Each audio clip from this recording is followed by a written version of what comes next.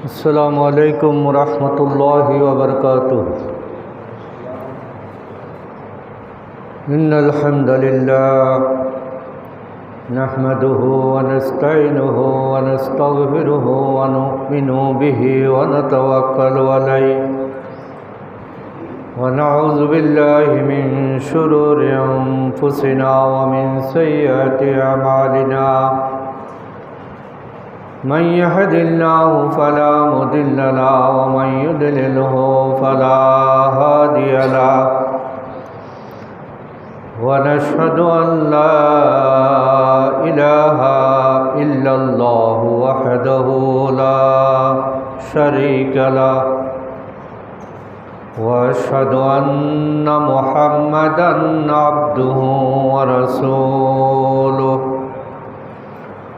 अल्लज़ी अरसलहु बिल्हक़्क़ि बशीरन व नज़ीरा व दाइयन इलल्लाहि बिइज़्निहि व सिराजम मुनीरा। फ़क़द क़ाला अल्लाहु तआला फ़ी कलामिहिल मजीद व फ़ुरक़ानिहिल हमीद। औज़ु बिल्लाहि मिनश शैतानिर रजीम। बिस्मिल्लाहिर रहमानिर रहीम। इन्नल्लाहा व मलाइकतहु युसल्लूना अलन नबी या अय्युहल्लज़ीना आमनू सल्लु अलैहि व सल्लिमू तस्लीमा। अल्लाहुम्मा सल्लि अला सय्यदिना मौलाना मुहम्मद व अला आलि सय्यदिना मौलाना मुहम्मद। बलगल उला बिकमालिही कशफद दुजा बिजमालिही हसनद जमीउ क़िसालिही सल्लु अलैहि व आलिही। যেদিন নবীর আগমন এই ধরনীর মাঝে সেদিন আদার পৃথিবীটা শ্রেষ্ঠ রূপে সাজে।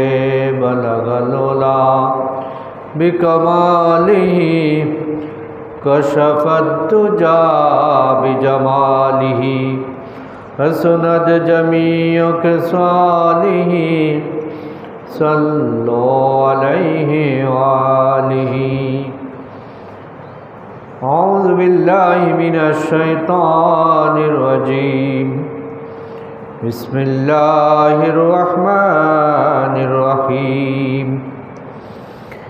इन्नल्लाहा युहिब्बुल्लज़ीना युक़ातिलूना फ़ी सबीलिही युक़ातिलूना फ़ी सबीलिही सफ़्फ़न कअन्नहुम बुनियानुम मरसूस। सदक़ल्लाहुल अलीयुल अज़ीम। सम्मानित उपस्थिति, आज 14 फेब्रुआरी 14 शाबान पहला फाल्गुन पवित्र जुमाबार আমরা আল্লাহ সুবহানাহু তাআলার দরবারে লাখ কোটি শুকরিয়া আদায় করি। আল্লাহ সুবহানাহু তাআলা আমাদেরকে আজকে সুস্থতার সাথে মসজিদে হাজির হবার সুযোগ করে দিলেন। আমরা আল্লাহর দরবারে শামিল হবার সুযোগ পেলাম। আমরা সবাই পড়ি আলহামদুলিল্লাহ। পবিত্র শাবান মাসের আজকে 14 তারিখ আর কয়েকদিন পরে আগামী 15 তারিখ আমরা শবে বরাত উদযাপন করব ইনশাআল্লাহ। শাবানের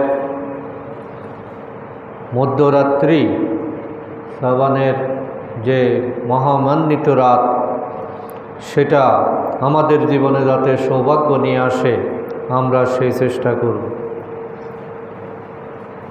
ইংরেজি 14 তারিখ ফেব্রুয়ারি মাসের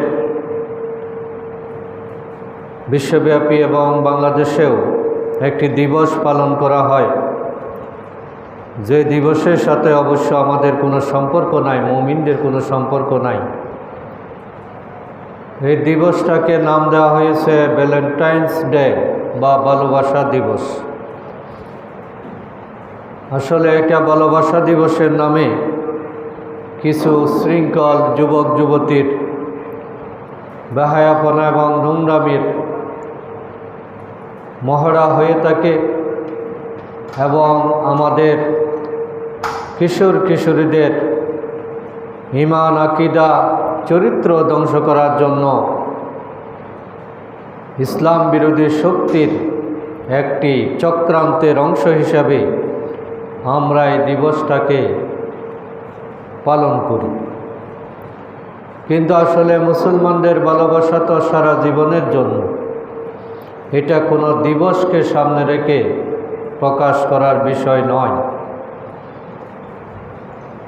আমি সূরা সাফের আলোচনা শুরু করেছি বেশ কয়েকটি জুমা থেকে। আজকে সে আলোচনার ধারাবাহিকতায় আমরা সূরা সাফ 4 নম্বর আয়াত, এটি আজকে আমরা এর শিক্ষণীয় বিষয়গুলো জানার চেষ্টা করব। আল্লাহ তাআলা এখানে ভালোবাসার কথা বলেছেন এবং কোন ধরনের লোক আল্লাহর ভালোবাসা পাবে সেই কাজগুলো তিনি বলে দিয়েছেন। এই জন্য আজকের দিবসের সাথে আমার আলোচনার বিষয় কাকতালীয়ভাবে মিলে গেছে। তবে ভালোবাসা দিবস যে দৃষ্টিভঙ্গিতে পালন করা হয়, আল্লাহর কোরআনের যেটা নির্দেশনা, সেটা কিন্তু তার সম্পূর্ণ বিপরীত। আমরা মানুষের প্রতি ভালোবাসা দেখাতে গিয়ে আল্লাহর প্রতি ভালোবাসা হারিয়ে ফেলি, আল্লাহর নাফরমানি করা শুরু করি। কিন্তু আল্লাহ পাক বলেছেন যে তোমরা যদি সত্যিকারভাবে আমাকে ভালোবেসে থাকো, আমাকে ভালোবেসে যদি তোমার জীবন পরিচালনা করো, তাহলে গোটা সৃষ্টি জগৎকে আমি তোমার অনুগত করে দেব এবং তোমার প্রতি সবার যাতে ভালোবাসা সৃষ্টি হয় সেটা আমি ব্যবস্থা করে দেব।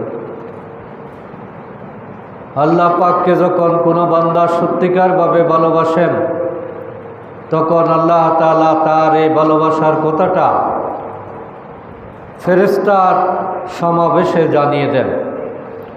ফেরেশতা মণ্ডলীকে বলে দেন যে অমুক বান্দা আমাকে ভালোবাসে, তোমরাও তাকে ভালোবাসো এবং দুনিয়াবাসীদেরকেও তাদের ভালোবাসার জন্য তোমরা প্রচার করো।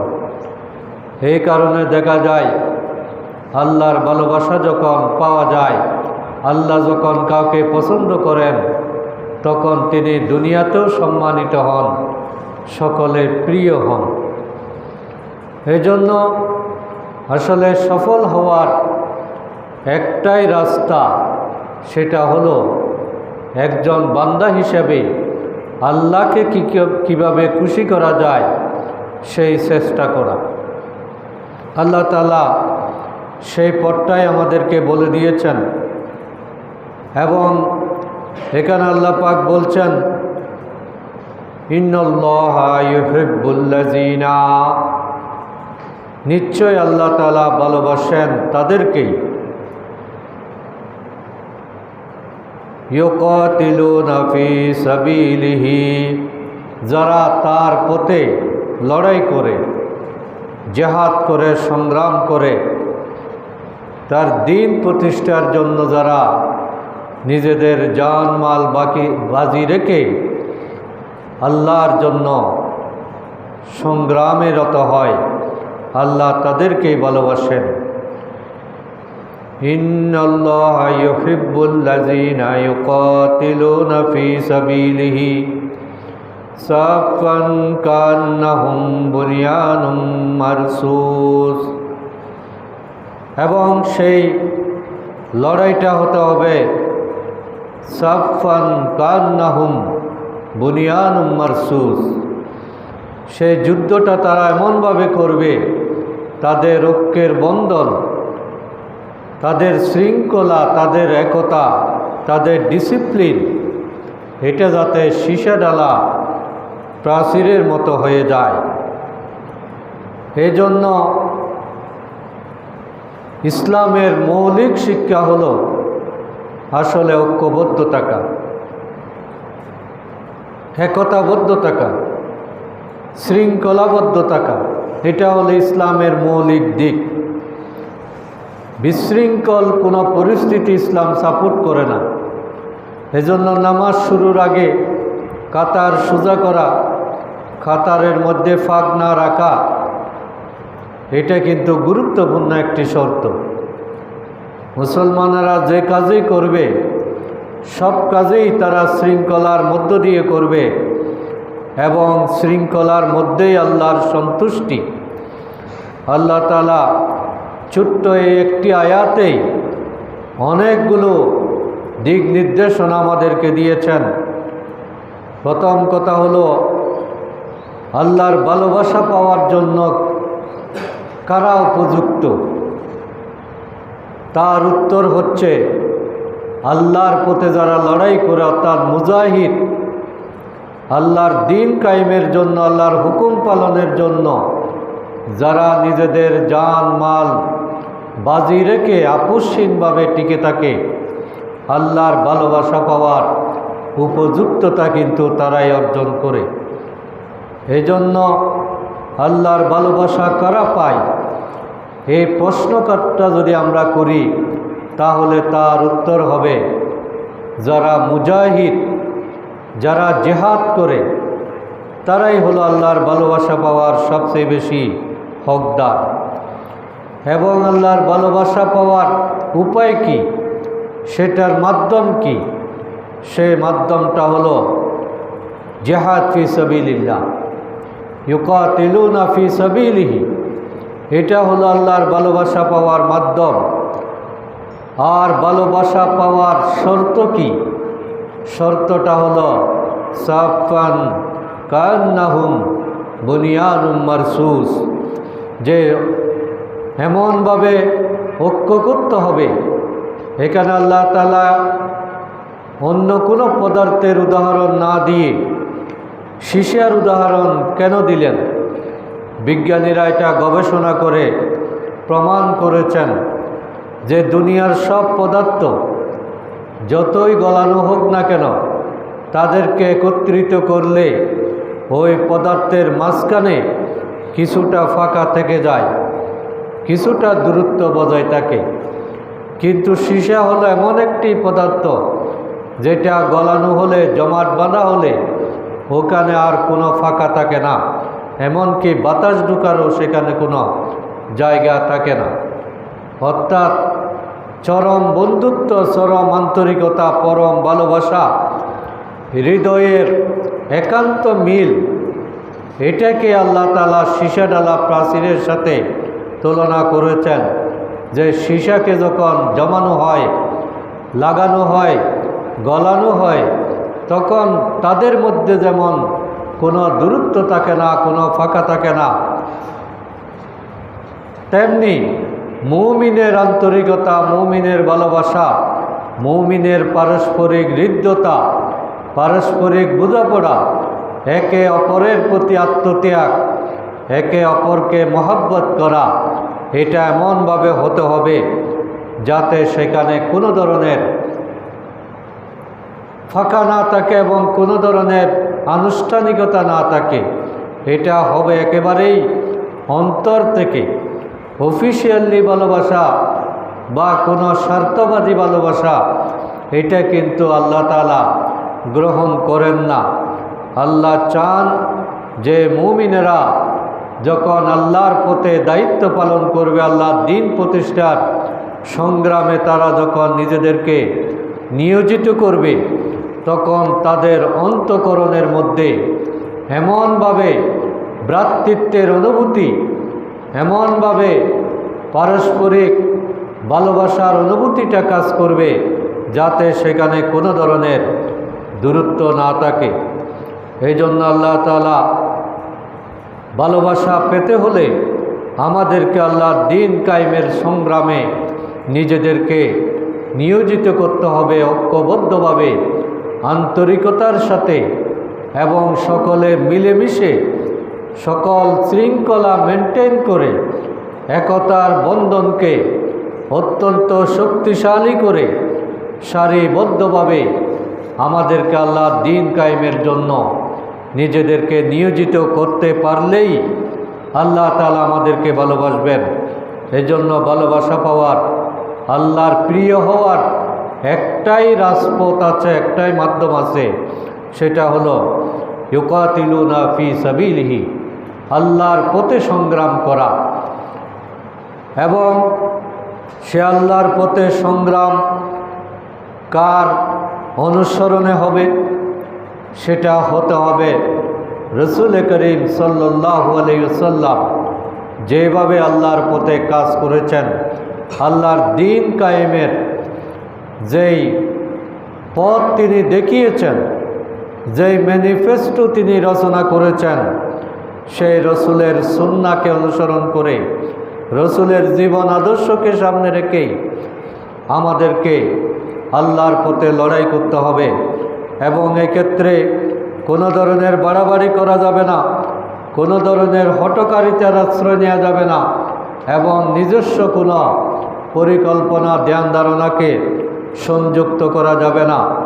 আল্লাহ তাআলা বলেছেন যে তোমরা যদি আসলে সত্যিকার আমার ভালোবাসার প্রমাণ দিতে চাও, তাহলে আমার নবী আমাকে যেভাবে আনুগত্য করেছেন, অনুসরণ করেছেন, আমার হুকুম পালনের ব্যাপারে আমার নবী যেভাবে আন্তরিক ছিলেন, তিনি যে পদ্ধতিতে, যে সময়ে, যেভাবে তিনি আমাকে ডেকেছেন, তোমরাও তাকে সেভাবে অনুসরণ করো। অনুসরণটা শুধু মুখের কথার মাধ্যমে হয় না, অনুসরণের জন্য সময় গুরুত্বপূর্ণ, অনুসরণের জন্য পদ্ধতি গুরুত্বপূর্ণ, অনুসরণের জন্য সংখ্যাটা গুরুত্বপূর্ণ। আল্লাহ রসুল যখন যেই কাজটা যেইভাবে, যেই পদ্ধতিতে যতটুকু করেছেন, ঠিক ততটুকু করাটাই হলো ইত্তেবায়ে রসুল বা রসুলের অনুসরণ। এখন আমি ভালো খারাপের দোহাই দিয়ে আমি যদি সেখানে বাড়িয়ে ফেলি, কমিয়ে ফেলি, তাহলে আল্লাহর ভালোবাসা পাওয়া যাবে না। এই জন্য আল্লাহ পাক সূরা আলে ইমরানের 31 নম্বর আয়াতে আল্লাহর ভালোবাসা পাওয়ার মাধ্যম কি সেটা তিনি আমাদেরকে বলে দিয়েছেন। আল্লাহ পাক বলছেন মুমিনদেরকে উদ্দেশ্য করে যে হে রসুল, আপনি মুমিনদেরকে বলে দিন, কুল ইন কুনতুম তুহিব্বুনাল্লাহ, আপনি বলে দিন যে তোমরা যদি আল্লাহর ভালোবাসা পেতে চাও, ফাত্তাবিউনি ইউহিব্বুকুমুল্লাহ, তোমরা আমার অনুসরণ করো। আল্লাহ রসুল বলছেন তোমরা যদি আমার আল্লাহকে ভালোবাসার প্রমাণ দিতে চাও, তাহলে ফাত্তাবিউনি, তোমরা আমি যেভাবে আল্লাহর কাজ করি তোমরা সেভাবে আমাকে অনুসরণ করো। সেটাই আকীদার ক্ষেত্রে, ইবাদতের ক্ষেত্রে, যে কোনো ক্ষেত্রে আল্লাহ রসুলের হুবহু অনুসরণ যদি না হয়, তাহলে ওই অনুসরণের মাধ্যমে আল্লাহর ভালোবাসা পাওয়া যায় না। এই জন্য আল্লাহ তাআলা আমাদেরকে শিখিয়েছেন, হে নবী আপনি বলে দিন যে কুল ইন কুনতুম তুহিব্বুনাল্লাহ, তোমরা যদি আল্লাহকে ভালোবাসো তাহলে সেটার জন্য কি করতে হবে? ফাত্তাবিউনি, তোমরা আমার অনুসরণ করো। এর ফলাফল কি হবে? তোমরা যদি আমাকে মেনে চলো, আমার সুন্নাতকে আঁকড়ে ধরো, আমার পদাঙ্ক অনুসরণ করো, তাহলে ফলাফল হলো ইউহিব্বুকুমুল্লাহ, আল্লাহ তোমাদেরকে ভালোবাসবেন। ওয়া ইয়াগফির লাকুম যুনুবাকুম, এবং আল্লাহ তাআলা তোমাদের গুনাহ মাফ করে দেবেন, তোমাদের অপরাধগুলো আল্লাহ তাআলা মুছে দেবেন। আমার অনুসরণের মাধ্যমেই গুনাহ মাফ পাওয়া যাবে। রসুলকে না মেনে মোনাজাত করলে আল্লাহ তাআলা গুনাহ মাফ করবেন না। গুনাহ মাফের জন্যেই রসুলের পথ অনুসরণ করাটা জরুরি। আল্লাহর ভালোবাসার প্রমাণ হলো, আল্লাহ যখন কোনো বান্দাকে ভালোবাসেন তখন তিনি তাকে গুনাহমুক্ত করে দেন। আল্লাহু গফুরুর রহিম, এবং কারণ আল্লাহর পরিচয় হচ্ছে তিনি ক্ষমা করতেই ভালোবাসেন, তিনি রহিম, তিনি গফুর, তিনি পরম দয়াময়। সুতরাং কেউ যদি আল্লাহকে ভালোবাসতে চায়, তার ভালোবাসার একটাই রাজপথ, সেটা হলো রসুলকে ভালোবাসা। আর রসুলকে ভালোবাসার বড় প্রমাণ হলো রসুলের সুন্নতকে গুরুত্ব দেওয়া, রসুলের কর্মসূচিকে গুরুত্ব দেওয়া। রসুল যে দায়িত্ব নিয়ে এসেছিলেন, সে দায়িত্ব যথাযথভাবে আদায় করার জন্য চেষ্টা করা, এটাই হলো রসুলের প্রতি ভালোবাসার সবচেয়ে বড় প্রমাণ। এবং আল্লাহ তাআলা এই কথাটাই বলেছেন যে আল্লাহর ভালোবাসা যদি পেতে চাও, রসুলের অনুসরণ পদে পদে করে নাও। সুতরাং সুন্নাতকে বাদ দিয়ে কখনো আল্লাহর কাছে যাওয়া যায় না। আল্লাহ আমাদের সাথে কথাও বলেন না, দেখাও করেন না। আল্লাহর সাথে আমাদের যোগাযোগের একটাই মাধ্যম, সেটা হলো কোরআন এবং রসুল। যেহেতু কোরআনটা রসুলের মাধ্যমে এসেছে, সুতরাং কোরআনকে যতটুকু অনুসরণ করা হবে তখনই আল্লাহ তাআলা আমাদেরকে ভালোবাসবেন। আল্লাহ তাআলা এই ভালোবাসার কথাটা পুরো কোরআন জুড়ে অনেক জায়গায় উল্লেখ করেছেন যে আল্লাহ তাআলা কোন ধরনের বান্দাকে তিনি পছন্দ করেন। আমরা একটা আয়াত তো বললাম, সূরা সফের 4 নম্বর আয়াত, যে আল্লাহর ভালোবাসা পেতে হলে আমাদেরকে আল্লাহর দ্বীন প্রতিষ্ঠার জন্য লড়াই করতে হবে ঐক্যবদ্ধভাবে। সূরা আল মাইদার 190 নম্বর আয়াতে, সূরা আল বাকারার 190 নম্বর আয়াতে আল্লাহ তাআলা একই কথা বলেছেন যে আল্লাহ কাদেরকে অপছন্দ করেন। তাইলে যাদেরকে অপছন্দ করেন তার বিপরীত থাকাটাই হলো ভালোবাসা পাওয়ার মাধ্যম। আল্লাহ তাআলা বলছেন, ইন্নাল্লাহা লা ইউহিব্বুল মু'তাদিন, নিশ্চয় আল্লাহ তাআলা মু'তাদিন, যারা সীমা লঙ্ঘন করে, ইসলামের যে একটা নির্দিষ্ট সীমা পরিসীমা আছে, এই ইসলামের বাউন্ডারির বাইরে গিয়ে যারা কাজ করে, আল্লাহ তাআলা তাদেরকে মোটেই পছন্দ করেন না। তাহলে ইসলামের সীমা মেনে চলা, এটা হলো আল্লাহর ভালোবাসা পাওয়ার মাধ্যম। আর ইসলামের সীমা আমরা আল্লাহ রসুলের মাধ্যমেই সেটা অনুসরণ করতে পারি। আল্লাহ তাআলা আরও বলছেন, ইন্নাল্লাহা মাআল মুত্তাকিন, আল্লাহ মুত্তাকিদের সাথেই আছেন। আমরা যদি আল্লাহকে ভয় করে কাজ করি, আমরা যদি মুত্তাকি হতে পারি, তাকওয়াবান হতে পারি, তাহলে আল্লাহ আমাদের সাথে থাকবেন এবং আমাদেরকে ভালোবাসবেন। আল্লাহ পাক আরও বলেন, ইন্নাল্লাহা ইউহিব্বুল মুহসিনিন, আল্লাহ তাআলা তাদেরকেই ভালোবাসেন যারা হচ্ছেন মুহসিন। মুহসিন মানে হলো যারা সৎ কাজ করে, সৎকর্মশীল, যাদের প্রত্যেকটা কাজ হলো মানুষের উপকারার্থে এবং যেটাকে আমরা ভালো কাজ হিসেবে চিহ্নিত করি, যেই কাজের দ্বারা মানুষের উপকার হয়, মানুষ খুশি হয়, মানুষ দোয়া করে, যেটা জনকল্যাণমূলক কাজ, সেটাই হলো সৎ কাজ, ভালো কাজ। এবং এই কাজ যারা করেন তাদেরকে বলা হয়েছে মুহসিন। যারা এহসান করে, মানুষের সাথে সদাচরণ করে। এই জন্য আল্লাহর ভালোবাসা পেতে হলে আমাদেরকে মুহসিন হতে হবে। আল্লাহ পাক আরও বলছেন যে আমরা যদি আল্লাহর ভালোবাসা পেতে চাই, ইন্নাল্লাহা ইউহিব্বুত তাওয়াবিনা, আল্লাহ তাআলা ভালোবাসেন তাদেরকেই যারা তওবাকারী, যারা আল্লাহর কাছে বারবার ফিরে আসে, অপরাধ করবে, ভুল করবে, অন্যায় করবে, বাড়াবাড়ি করবে, সীমালঙ্ঘন হবে, কিন্তু সেটাতে সে আটকে থাকবে না, বরং বুঝার সাথে সাথেই সে আল্লাহর কাছে মাপ চাইবে। এই মাপ চাওয়াটাকে আল্লাহ তাআলা বেশি পছন্দ করেন। মানুষের কাছে বারবার চাইলে মানুষ বিরক্ত হয়, কিন্তু আল্লাহ তাআলার বৈশিষ্ট্য হলো আল্লাহর কাছে কোনো বান্দা যদি না চায় তাহলেই তিনি রাগ করেন। যত বেশি চায় আল্লাহ তাআলা ওই বান্দাকে তত বেশি পছন্দ করেন। এবং তওবা মানে হলো আল্লাহর কাছে ফিরে আসা। তওবার অনেকগুলো অর্থ আছে। এক কাজ আবার দ্বিতীয়বার না করার সিদ্ধান্ত নেওয়া, ভুল স্বীকার করা, ভবিষ্যতে না করার ওয়াদা করা, এটার নামই হলো তওবা। আল্লাহ তাআলার ভালোবাসা পেতে হলে আমাদেরকে প্রতিনিয়তই তওবার আমল থাকতে হবে। আল্লাহ রসুল সাল্লাল্লাহু আলাইহি সাল্লামের জীবনে কোনো গুনাহ ছিল না। তিনি ছিলেন নিষ্পাপ, মাসুম।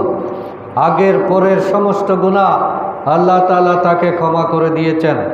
এরপরও আল্লাহ রসুল বলেছেন যে আমি দিনে 70 বারের বেশি আল্লাহর কাছে তওবা করি, মাগফিরাত চাই। কোনো জায়গায় বলেছেন আমি 100 বারের অধিক আল্লাহর কাছে তওবা করি। তাহলে আল্লাহ রসুল গুনাহ মুক্ত হওয়ার পরেও যদি আল্লাহর কাছে এইভাবে বারবার তওবা করার অভ্যাস থাকে, আমরা যে পাপিষ্ঠ, আমাদের প্রতি সেকেন্ডেই আমরা আল্লাহর নাফরমানি করছি। সুতরাং আমরা যখনই সুযোগ হয় সাথে সাথে আল্লাহর কাছে মাপ চাইতে হবে, আল্লাহর কাছে তওবা করতে হবে। এটা হলো আল্লাহর ভালোবাসা পাওয়ার সবচেয়ে বড় মাধ্যম। যা আল্লাহ বলছেন আমি তওবাকারীদেরকেই ভালোবাসি। ইন্নাল্লাহা ইউহিব্বুত তাওয়াবিনা ওয়া ইউহিব্বুল মুতাতাহহিরিন, আমি ভালোবাসি যারা আমার পথে পবিত্র থাকতে চায়। পবিত্রতা অর্জনকারী লোকেরা হলো আল্লাহর ভালোবাসা পাওয়ার উপযুক্ত। এই জন্য কোনো ধরনের অপরিচ্ছন্নতা এটা ইসলাম সাপোর্ট করে না। ইসলাম হলো সবসময় রুচিশীল, সৌন্দর্যপ্রিয়, আধুনিক এবং যেটা সবার জন্য আনন্দদায়ক, সেটার নামই হলো ইসলাম। যেই পোশাক পরলে মানুষকে রুচিশীল মনে হয়, যেই চুলের ডিজাইনের কারণে মানুষকে দেখতে সুন্দর লাগে, ইসলাম সেটাই পছন্দ করে।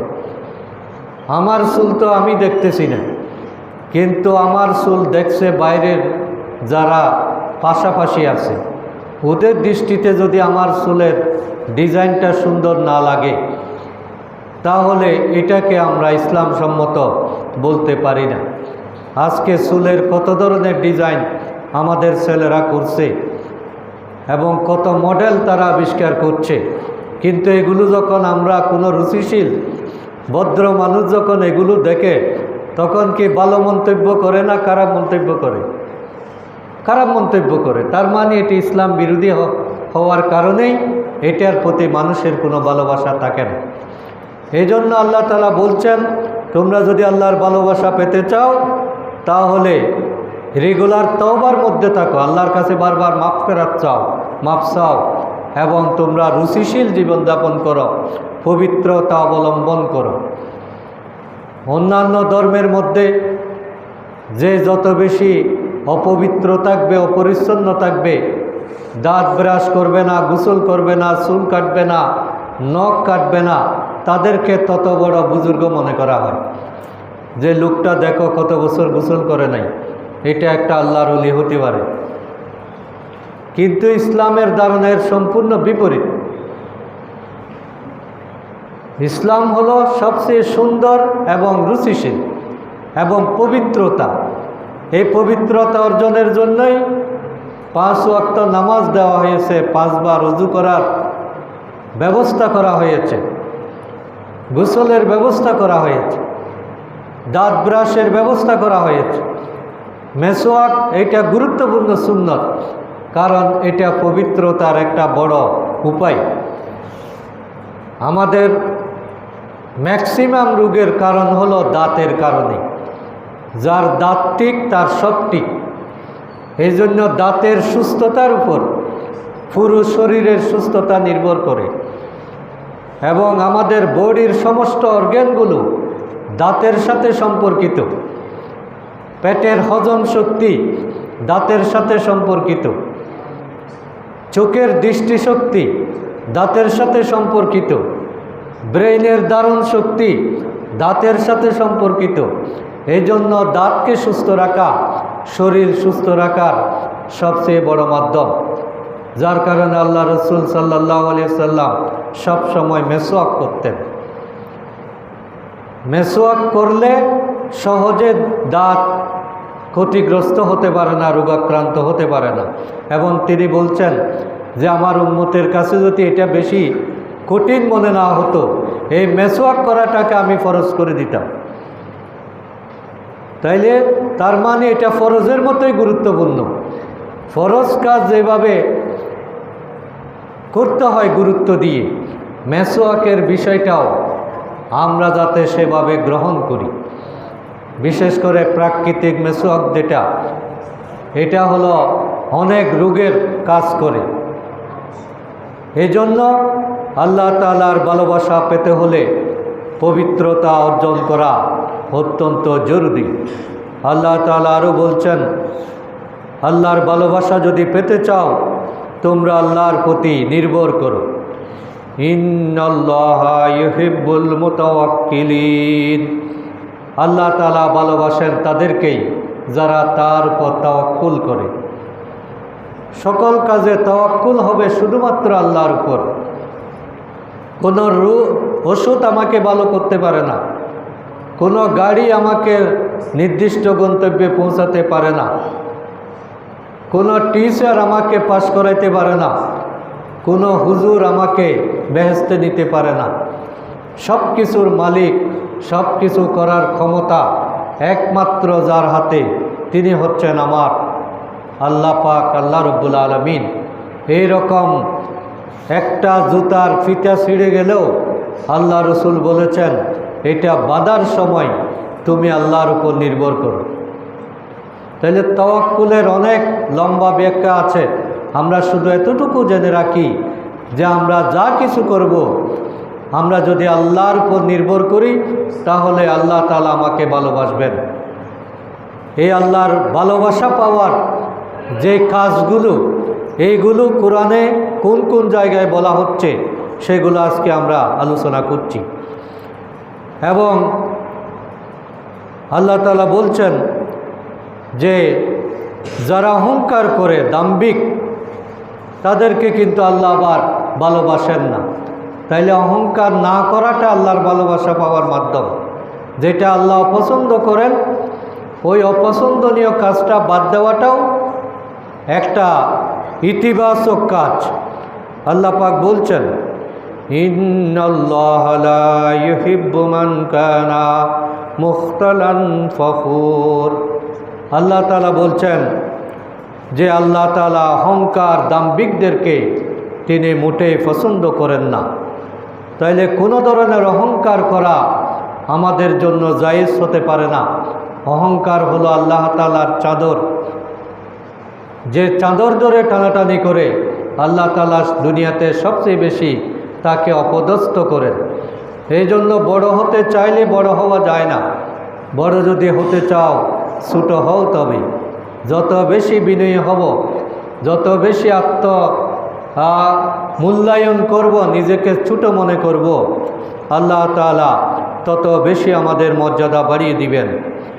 এবং আল্লাহ তাআলা আরও বলছেন, ইন্নাল্লাহা লা ইউহিব্বু, আল্লাহ তাআলা পছন্দ করেন না, মান কানা খাওয়ানান হাতিমা, যারা খেয়ানত করে, যারা মানুষের খেয়ানতকারী পাপী, এই পাপীদেরকে খেয়ানতকারীকেও আল্লাহ তাআলা ভালোবাসেন না। আল্লাহু লা ইউহিব্বুল মুফসিদিন, আল্লাহ ভালোবাসেন না তাদেরকে যারা ফাসাদ সৃষ্টি করে, বিশৃঙ্খলা যারা করতে চায়, সমাজের শৃঙ্খলা যেটা শিষ্টাচার এটা যারা ভঙ্গ করে, আল্লাহ তাআলা তাদেরকেও পছন্দ করেন না। ইন্নাহু লা ইউহিব্বুল মুসরিফিন, তিনি অপচয়কারীদেরকেও পছন্দ করেন না। তাইলে পছন্দ যাদেরকে করেন না, ওই কাজগুলো বাদ দেওয়াই হলো আল্লাহর পছন্দের তালিকায় আসার একটা মাধ্যম। এই জন্য আল্লাহ তাআলা বলছেন, ইন্নাহু লা ইউহিব্বুজ জালিমিন, আল্লাহ জালেমদেরকেও মোটে পছন্দ করেন না। ইন্নাল্লাহা ইউহিব্বুল মুকসিতিন, আল্লাহ সুবিচারকারীদেরকেই ভালোবাসেন। তাহলে কোরআনের এই সামগ্রিক যে বক্তব্য, আমি পুরো কোরআনে দেখলাম যে আল্লাহ তাআলা কোথায় কোথায় ইউহিব্বু বলেছেন আর কোথায় কোথায় লা ইউহিব্বু বলেছেন। আল্লাহ কাদেরকে ভালোবাসেন আর কাদেরকে ভালোবাসেন না, এটার তালিকা করে আমি পেয়েছি যে আল্লাহ ভালোবাসেন 8 ধরনের লোকদেরকে। 1 নাম্বার হলো যারা আল্লাহর পথে ঐক্যবদ্ধভাবে জেহাদ করে। তাহলে জেহাদের পথে ঐক্যবদ্ধ থাকা, দিন কায়েমের পথে একতাবদ্ধ থাকা, এটা আল্লাহর ভালোবাসা পাওয়ার সবচেয়ে শ্রেষ্ঠ মাধ্যম। 2 নম্বর হলো যারা রসুল সাল্লাল্লাহু আলাইহি সাল্লামকে যথাযথভাবে অনুসরণ করি। রসুলের অনুসরণ মানে হলো রসুলের সুন্নতকে গুরুত্ব দেওয়া, রসুলের দায়িত্বকে সবচেয়ে বড় সওয়াবের কাজ মনে করা, রসুল যেই কাজের জন্য এসেছিলেন সেই কাজটার মধ্যেই নিজেকে শামিল রাখা, তাহলে আল্লাহর ভালোবাসা পাওয়া যাবে। আল্লাহর ভালোবাসা পাওয়ার জন্য মুত্তাকি হওয়াটা জরুরি। আল্লাহ তাআলা মুত্তাকিদেরকে ভালোবাসেন। আল্লাহ তাআলা ভালোবাসেন মুহসিনদেরকে, যারা ভালো কাজ করে, সৎ কাজ করে, অন্যায় থেকে যারা বিরত থাকে, যাদের কাজটা মানুষের কল্যাণার্থে হয়, সেই ধরনের ব্যক্তিদেরকে আল্লাহ ভালোবাসেন। আল্লাহ ভালোবাসেন তওবাকারীদেরকে, আল্লাহ ভালোবাসেন পবিত্রতা অর্জনকারীদেরকে, আল্লাহ ভালোবাসেন তাওয়াক্কুলকারীকে, এবং আল্লাহ ভালোবাসেন সুবিচারকারীকে। এগুলো প্রত্যেকটা পয়েন্টে আলাদা আলাদা অনেক রেফারেন্স কোরআনের আয়াত আছে। আমরা শুধু মূল বিষয়টা জানলাম যে আমার মধ্যে যদি সুবিচার থাকে তাহলে আমি আল্লাহর ভালোবাসা পাব। আমি যদি মুত্তাকি হই তাহলে আমি আল্লাহর ভালোবাসা পাব। আমি যদি সবসময় পবিত্রতা অর্জন করি, এই পবিত্রতা বলতে পোশাক পরিচ্ছদের পবিত্রতা, লেনদেনের পবিত্রতা, আচার আচরণের পবিত্রতা, সর্বোপরি অন্তরের পবিত্রতা, এটা কিন্তু পবিত্রতার সবচেয়ে বড় মাধ্যম। যা আমি বাইরে খুবই ফিটফাট, কিন্তু আমার অন্তরটা কালিময়, অন্তরে মানুষের ক্ষতি চিন্তা করি, অন্তরটা মানুষের দুষ্টুটি খুঁজে বেড়ায়, অন্তরের মধ্যে মানুষের প্রতি ঘৃণা, তাহলে অন্তর পবিত্র অন্তর নয়। এই জন্য অন্তরের পবিত্রতা সহ সার্বিক পবিত্রতা অর্জন করলে আল্লাহর ভালোবাসা পাওয়া যাবে। আর আল্লাহ যাদেরকে ঘৃণা করেন, লা ইউহিব্বু, আল্লাহ যাদেরকে ভালোবাসেন না, তারা হলো সীমা লঙ্ঘনকারী। ইসলাম হলো একটা বাউন্ডারির নাম। আমরা একটা নির্দিষ্ট গণ্ডির মধ্যে আল্লাহ তাআলা আমাদেরকে পাঠিয়েছেন। ইয়া আইয়ুহাল্লাযীনা আমানু উদখুলু ফিস সিলমি কাফা, ইসলামের সীমার মধ্যে তুমি পুরোপুরি ঢুকে যাও। তাহলে সীমার বাইরে থেকে কোনো কাজ করা এটা ইসলাম সমর্থন করে না। যার কারণে যারা সীমা লঙ্ঘন করে, বাড়াবাড়ি করে, যারা বাউন্ডারি এক্সিড করে, আল্লাহ তাআলা তাদেরকে ঘৃণা করেন। আল্লাহ ঘৃণা করেন অহংকারী বান্দাকে, আল্লাহ ঘৃণা করেন খেয়ানতকারীকে। আল্লাহ ভালোবাসেন না যারা সমাজে বিশৃঙ্খলা সৃষ্টি করতে চায়। আপনার একটা কথার কারণে যদি একটা সংসারে বিপর্যয় হয়, আপনার একটা বক্তব্যের কারণে যদি সমাজে দাঙ্গা লেগে যায়, আপনার একটা কবিতার কারণে যদি, একটা গানের কারণে যদি মানুষের জানমাল হুমকির সম্মুখীন হয়, তাহলে তারাই হলো ফাসাদ সৃষ্টিকারী। আর আল্লাহ ভালোবাসেন না তাদেরকে যারা অপচয় করে। অপচয় মানে হলো অপ্রয়োজনীয় ব্যয়। আমরা সবচেয়ে বেশি অপচয় করি আমাদের সময়ের, অথচ সময়টাই আমাদের কাছে সবচেয়ে বড় পুঁজি। টাকা পয়সা অপচয় করলে আমাদের আফসোস লাগে, কিন্তু টাকা পয়সার চেয়েও মূল্যবান সম্পদ হলো আমাদের সময়। আমি যদি অতিরিক্ত ঘুমাই, এটাও সময়ের অপচয়। আমি যদি অতিরিক্ত কথা বলি, সেটাও সময়ের অপচয়। আমি যদি অতিরিক্ত গল্প গুজব করি, সেটাও সময়ের অপচয়। আমি যদি মোবাইলে, ফেসবুকে অপ্রয়োজনীয় সময় দিই, সেটাও সময়ের অপচয়। এই জন্য কোনো ধরনের অপচয়কারীকে আল্লাহ তাআলা পছন্দ করেন না। এবং সময়কে আল্লাহ তাআলা আমাদের অধীন করে দিয়েছেন, আমরা যাতে সময়কে কাজে লাগাতে পারি। কিন্তু এখন আমরা হয়ে গেছি সময়ের দাস। সময় আমাদেরকে কাজে লাগায়, আমরা সময়কে কাজে লাগাতে পারি। সময়ের কন্ট্রোল যদি নিজের হাতে না থাকে, তাহলে অনেক কাজ বাকি থেকে যাবে, কিন্তু আপনার হায়াত ফুরিয়ে যাবে। এই জন্য আমরা যাতে অপচয় থেকে নিজেদেরকে হেফাজত করি এবং অত্যাচারী জালেম হওয়া থেকে নিজেদেরকে রক্ষা করার চেষ্টা করি। শুধু খুন করা, মানুষের উপর আঘাত করা, এটা জালেম, এটা জুলুমের একটা অংশ। কিন্তু আমরা মনের অজান্তেই অনেক জুলুমের কাজ করে ফেলি। যেমন আমরা যদি ঠিকমতো আল্লাহর ইবাদত না করি, সেটাও একটা জুলুমের অংশ। তখন আমি সেক্ষেত্রে জালেম। এরপরে মানুষকে যদি কষ্ট দিই, যে কোনোভাবেই, ইচ্ছায় হোক অনিচ্ছায় হোক, তাহলে আমি জালেমের অন্তর্ভুক্ত হয়ে যাব। সুতরাং আজকের এই আলোচনার মাধ্যমে আমরা আমাদের কিছু কোয়ালিটিকে নিজেদের জীবনে নিয়ে আসার চেষ্টা করি, যাতে আমরা আল্লাহর ভালোবাসা পাই। আর কিছু দোষকে আমাদের জীবন থেকে আমরা পরিত্যাগ করার চেষ্টা করি, যাতে আল্লাহর ঘৃণা থেকে আমরা নিজেদেরকে হেফাজত করতে পারি। একজন মুমিনের জীবন হবে আসলে পরিকল্পিত জীবন, আকর্ষণীয় জীবন, যেটা মানুষকে আনন্দ দেবে, মানুষ খুশি হবে তার জীবন দেখে, মানুষ অনুসরণ করতে চাইবে। এই ধরনের জীবনেই আমাদের করা দরকার।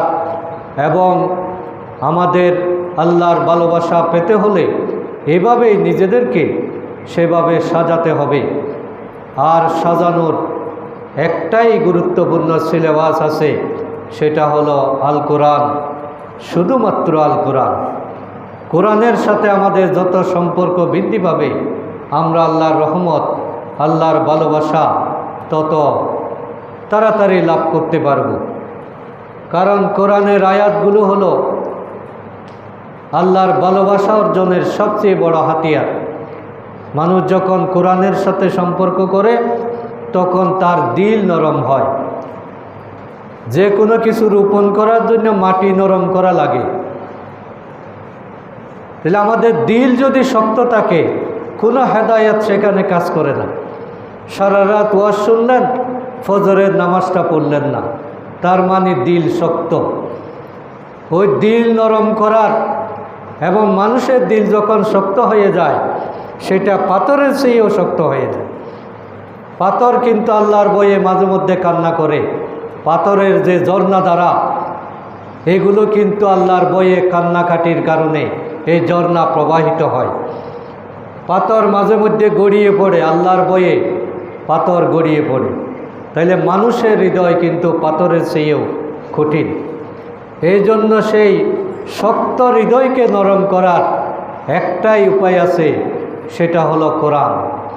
আপনি যখনই কোরআনের কাছে আসবেন, কোরআনের তেলাওয়াত করবেন, তখন আল্লাহ তাআলা হৃদয়কে ধীরে ধীরে নরম করে দেবেন। যত বেশি কোরআন তেলাওয়াত তত বেশি হৃদয়টা আল্লাহমুখী হবে। আর যখন হৃদয় নরম হয়ে যাবে তখন আপনি যে কোনো আমল সেখানে আপনি বীজ বপন করতে পারবেন। মাটি নরম হলেই তো আপনি কাঁঠাল লাগান, আম লাগান, এটা সম্ভব। এখন হৃদয় ধারণ করার ক্ষমতা আগে বাড়াতে হবে। এজন্য আমাদের মৌলিক কর্মসূচি হওয়া দরকার, যা আমি আমার সকালটা কোরআন তেলাওয়াত দিয়ে শুরু করেছি কিনা। এটা যদি নিশ্চিত করতে না পারি এবং রেগুলার কাজে পরিণত করতে না পারি, তাহলে যতই চেষ্টা করি না কেন আল্লাহর সাথে আমার সম্পর্ক কখনো স্থায়ী হবে না, টেকসই হবে না। এটা উঠানামা করবে। স্থায়ী করার জন্য আল্লাহ তাআলা একটাই মেডিসিন আমাদের জন্য দিয়েছেন, সেটা হলো রেগুলার কোরআন পড়তে হবে, কোরআন বুঝতে হবে, কোরআন নিয়ে গবেষণা করতে হবে, কোরআনের কথা মানুষের হাতে পৌঁছাতে হবে। না হলে কোরআন কিয়ামতের ময়দানে আমাদের বিরুদ্ধে অভিযোগ দিবে। আল্লাহ রসুল আমাদের বিরুদ্ধে আসামির কাঠগড়ায় আমাদেরকে দাঁড় করাবেন। আল্লাহ তাআলা আমাদের সকলকে কবুল করুন, আমরা যাতে আমাদের জীবনকে কোরআনময় করতে পারি এবং আল্লাহর ভালোবাসা অর্জনের জন্য নিজেকে প্রস্তুত করতে পারি। সুবহানাকাল্লাহুম্মা ওয়া বিহামদিকা আশহাদু আল্লা ইলাহা ইল্লা আনতা আস্তাগফিরুকা ওয়া আতুবু ইলাইক।